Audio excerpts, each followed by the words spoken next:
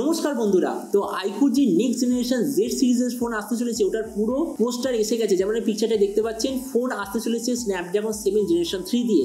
আর আমি আপনাকে অলরেডি বলেছি স্ন্যাপড্রাগন 7 জেনারেশন 3 দিয়ে আইকুর কোন ফোনটা আসবে, আইকু Z9 Pro।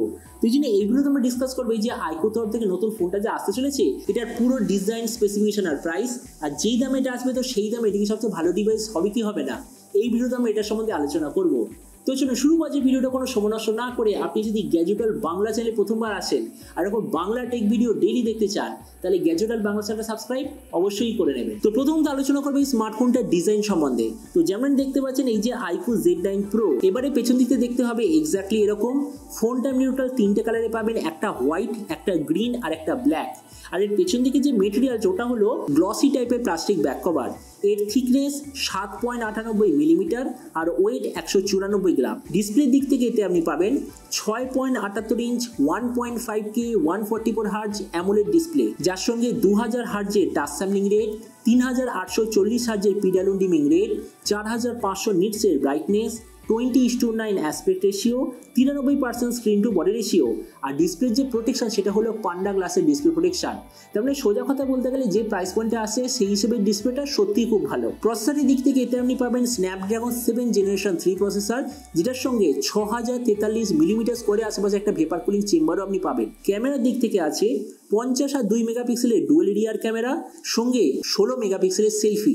এই যে রিয়ার ক্যামেরা সেটা হলো সোনি লিটিয়া 600 সেন্সার, যেটার সঙ্গে আছে একটা OIS এর অপশান।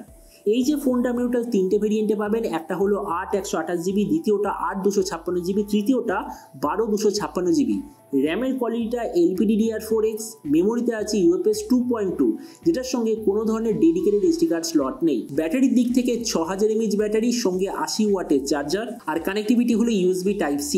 তো এবারে স্মার্টফোনের বাকি কিছু ফিচার বলতে গেলে এতে আপনি পাবেন Android 14 out of the box, কোনো ধরনের 3.5mm জ্যাক নেই, dual speaker, under display fingerprint sensor, আর IP64 এর ওয়াটার ডাস্ট প্রোটেকশন। আর এর OS আপডেট সাইকেলের দিক থেকে বলতে গেলে 2 বছরের মেজর OS আপডেট, 3 বছরের সিকিউরিটি আপডেট আপনি পেয়ে যাবেন।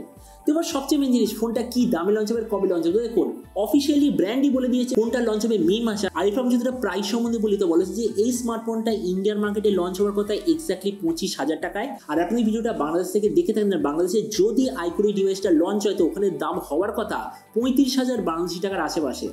তো এবার সবের মধ্যে এখানে আমাকে জানাবো এই যে স্মার্টফোনটা যে আসতে চলেছে এটা কি প্রাইস পয়েন্টের মধ্যে সবচেয়ে ভালো নাকি এর চেয়ে বেড়ে অন্য কোনো স্মার্টফোন অ্যাভেলেবেল আছে। দেখুন আমরা যদি এই মুহূর্তে 25,000 টাকায় দেখি তো OnePlus Nord C4 একটা দারুণ অলরাউন্ডার স্মার্টফোন। তো আমরা যদি ওটার সঙ্গে কম্পেয়ার করি, প্রথমত ডিসপ্লে এই দিক থেকে আমি বলবো আইকু বেটার, কেননা আইকুতে আছে 1.5K ডিসপ্লে, নর্ডে আছে ফুল HD প্লাস ডিসপ্লে।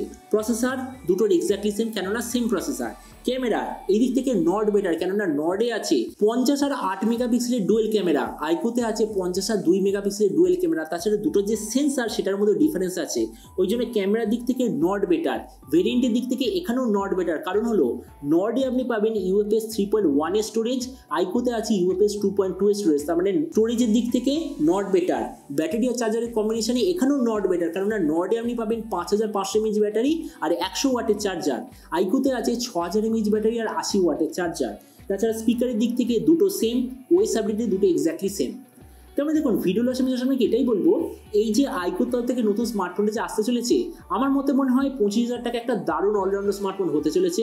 কিন্তু আপনি যদি আমাকে জিজ্ঞাসা করেন যে আমি অ্যাজ এ কনজিউমার বা অ্যাজ এ ইউটিউবার কোন ফোনটা চুজ করবো, তো আমি বলবো Nord C4টা আমার এখনো পর্যন্ত 25,000 টাকায় অলরাউন্ডার হিসেবে সবচেয়ে ভালো ফোন লাগছে। তো এবার আপনি যে কথা অবশ্যই জানাবেন এই যে আইকুর তরফ থেকে নতুন ফোনটা যে আসতে চলেছে এটা স্পেসিফিকেশন দেখে আপনার কি মনে হয়, আর যে দামে এটা লঞ্চ হয়েছে তো সেই দামে আপনি কি এই ফোনটা নিতে চান নাকি অন্য কোনো ডিভাইস আপনি চুজ করতে চান, এটা সম্বন্ধে কথা বলতে আমাকে একদমই ভুলবেন না। তো চলুন দেখা হবে আগামীকাল একটা টেক ভিডিওতে। Till then stay tuned, always remember, think positive, be positive.